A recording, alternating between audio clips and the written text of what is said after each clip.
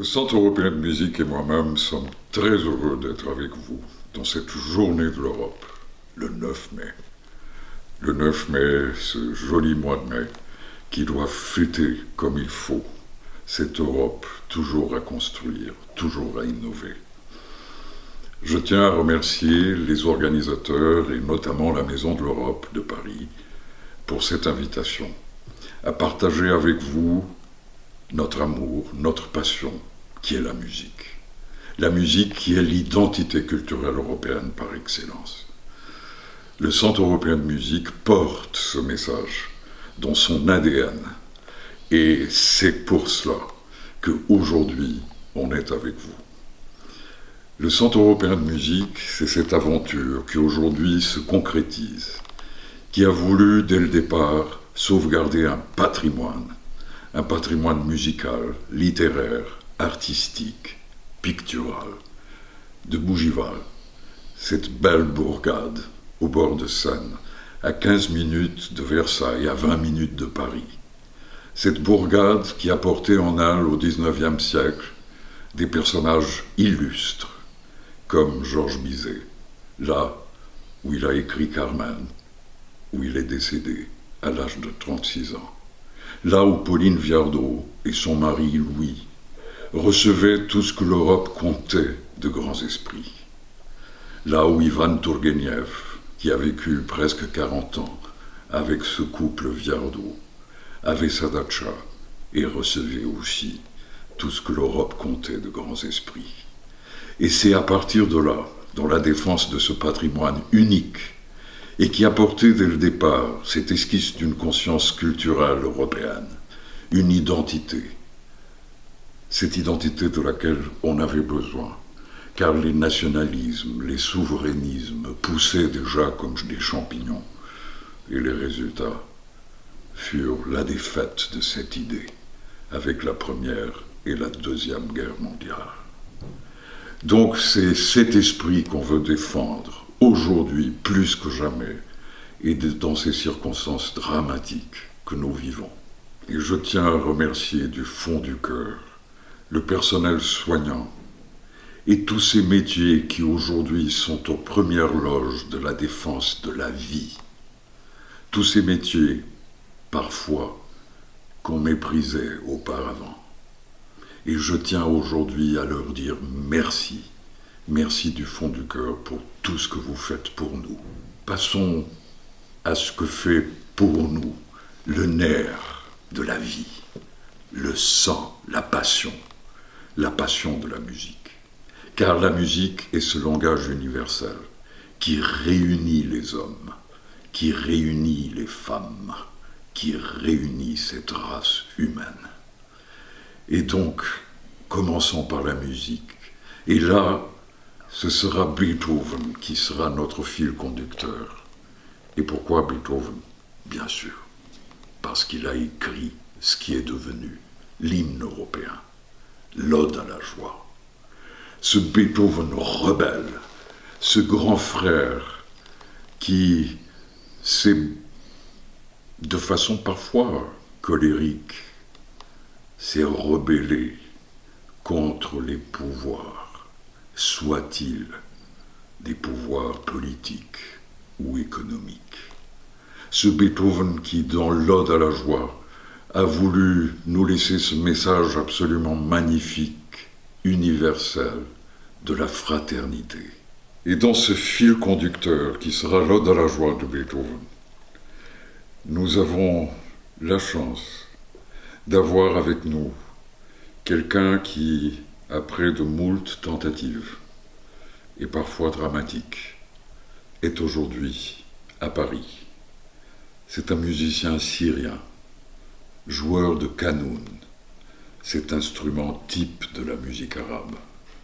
Et c'est donc une version jouée à cet instrument par ce très jeune musicien qui, aujourd'hui, est ici, à Paris, comme exilé politique. Et nous sommes fiers, le Centre européen de musique, et moi-même, d'avoir contribué à cette possibilité d'avoir Yaman avec nous et qu'il puisse exprimer la musique qu'il porte en lui.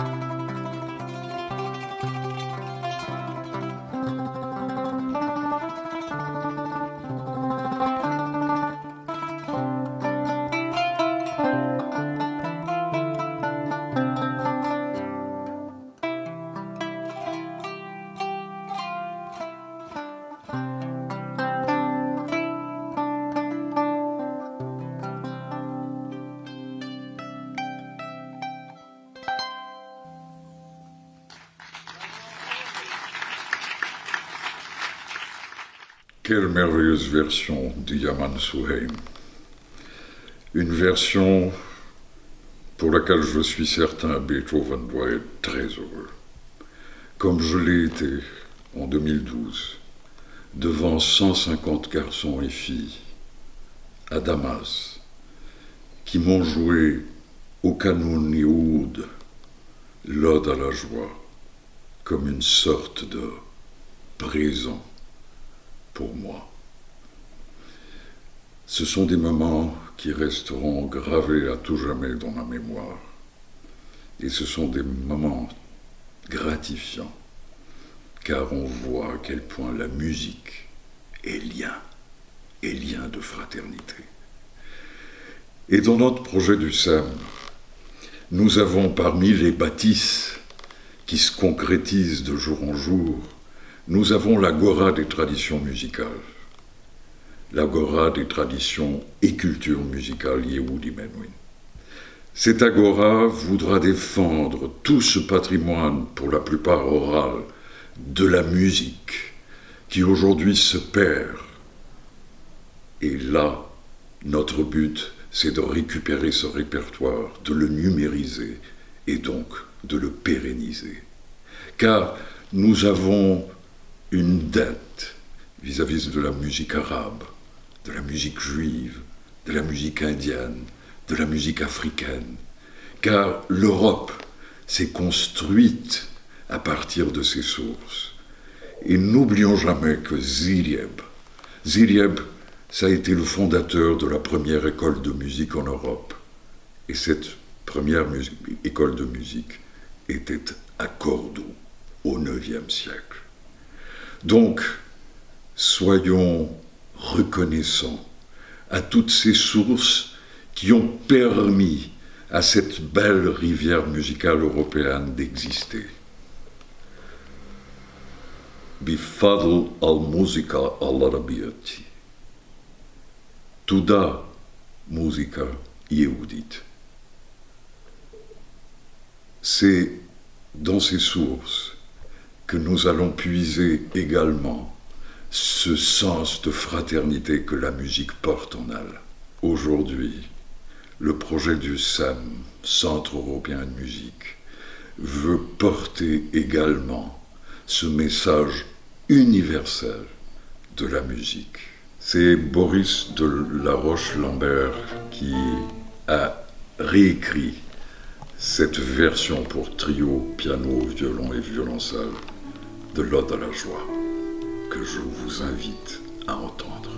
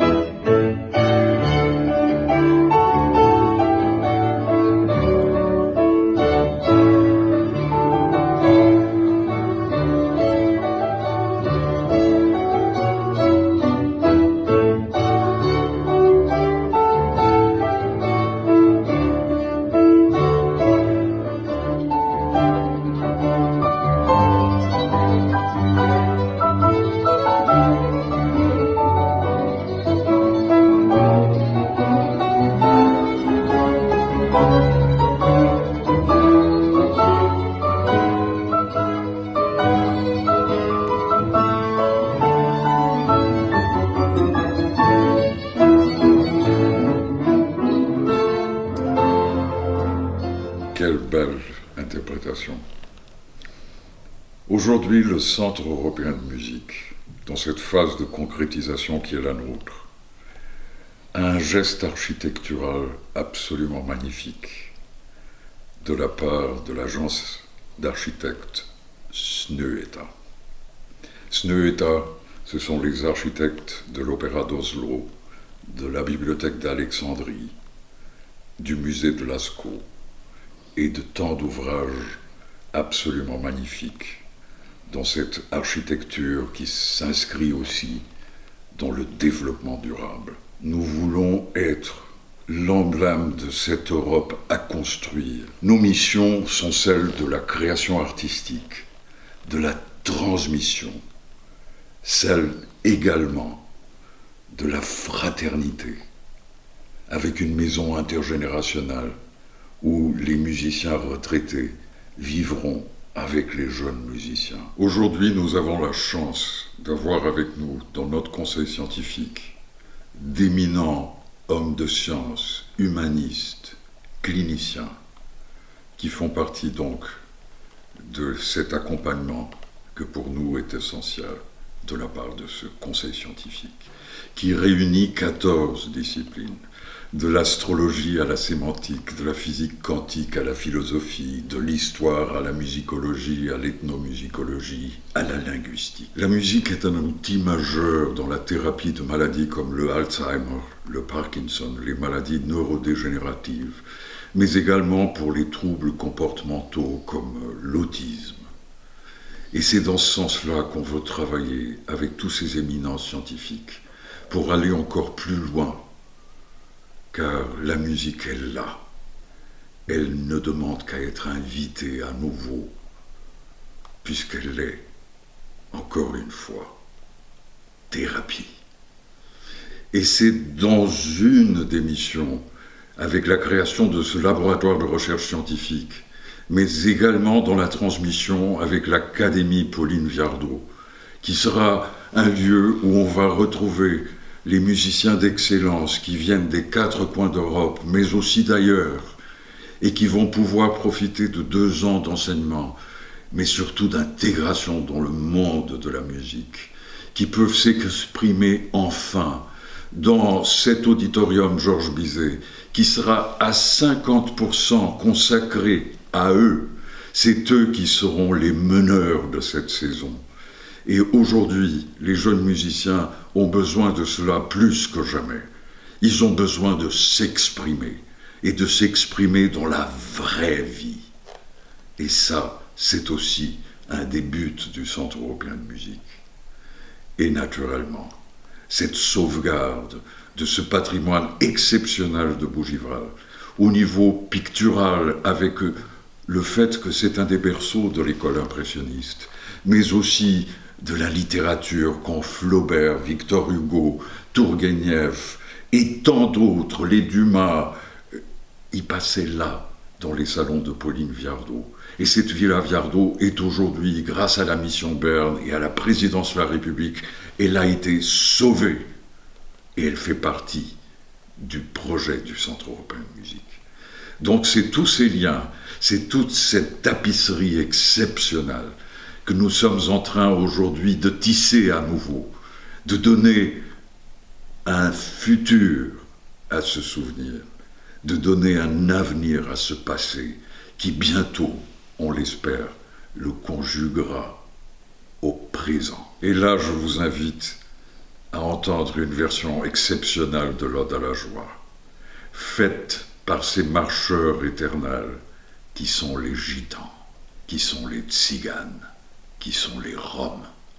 C'est donc une version rom, par mes frères roms, qui eux aussi, depuis le départ, sont intimement liés à ce projet du Centre européen de musique. Car, il y a quelques années, avec le soutien de l'Union européenne, j'avais monté avec la fondation Yehudi Menuhin le projet Music Forum et un projet de reconnaissance de nous, musiciens classiques, de nous dire combien on est redevable à leur musique, à leur capacité absolument extraordinaire d'improvisation. Et donc c'est le quatuor de Roberto de Brajov que vous allez entendre maintenant dans une version tzigane de l'Ode à la joie de Beethoven.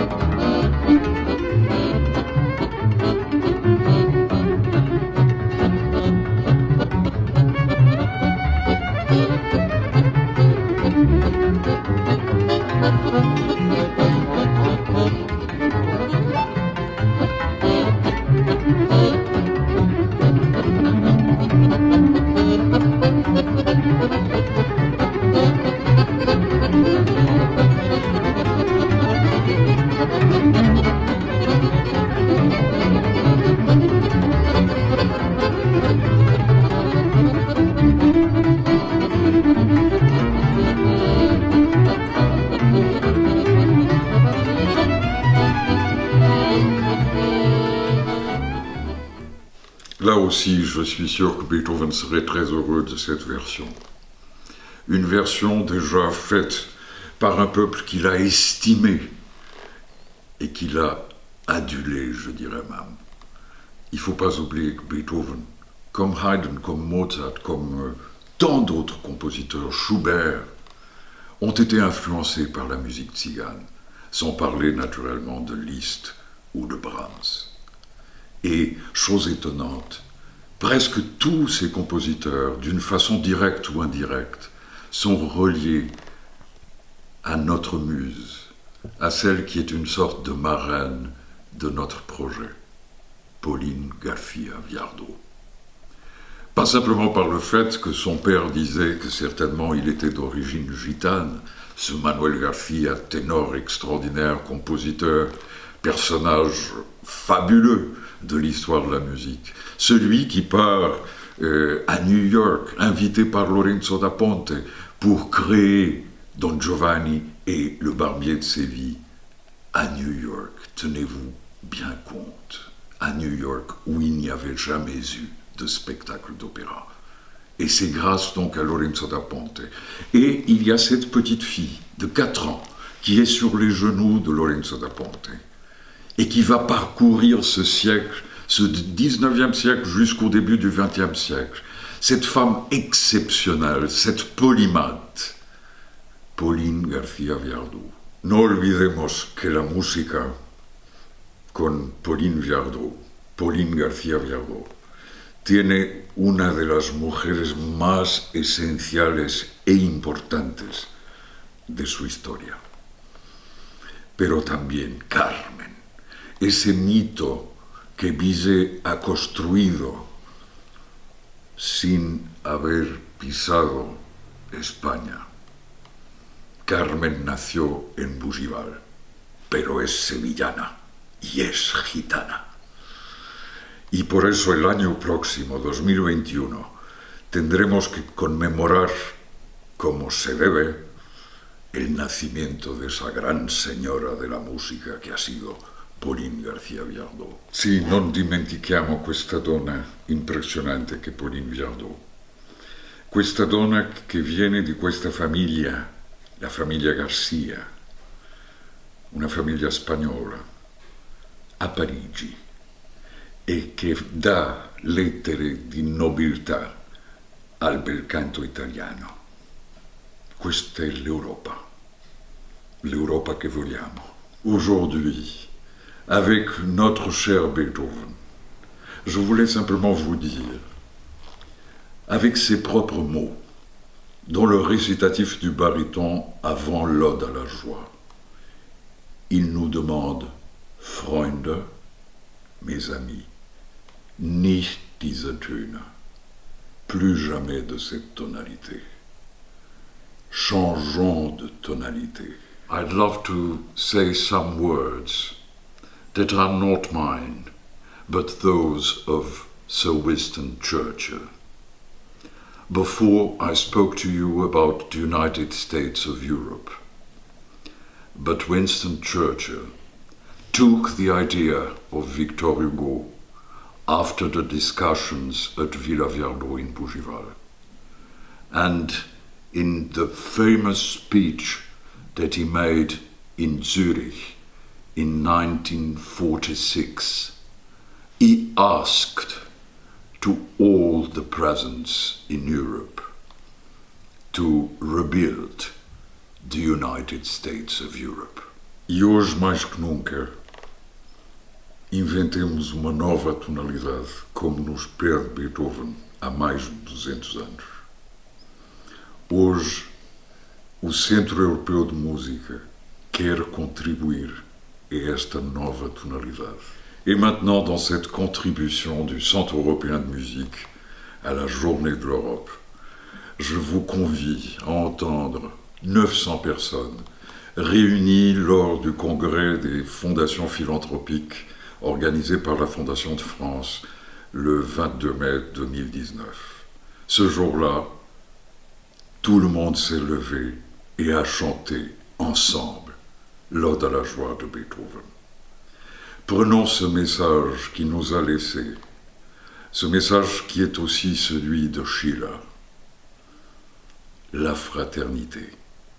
Et pour cela, la musique peut être un lien extraordinaire. Vive la musique. Vive l'Europe.